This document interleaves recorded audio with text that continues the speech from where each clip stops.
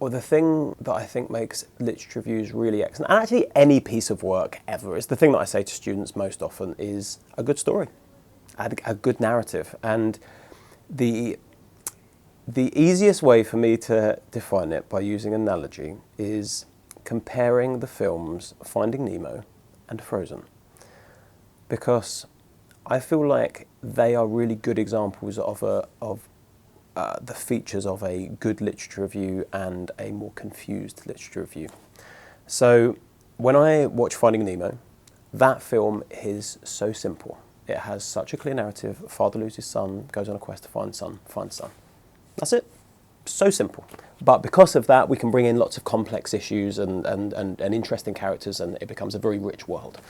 Frozen, on the other hand, is a collection of lots of mini-stories, and all of those mini-stories somehow connect at the end, but there's no overarching narrative.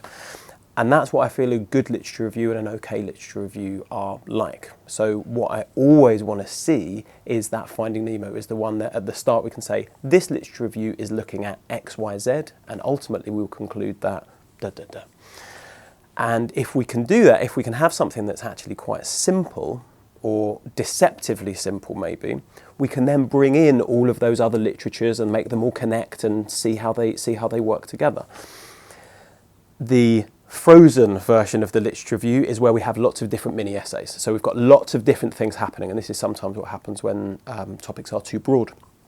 So we've got lots of loosely connected mini essays that might come together at the end, but it's ultimately up to the reader to determine what the overall argument is.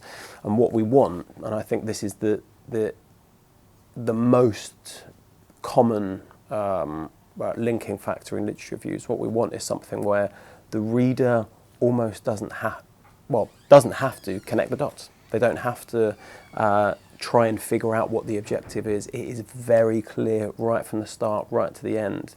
And they've been taken on a journey, they're being told a story, but that story is rich and detailed, but most importantly, it has a level of simplicity to it.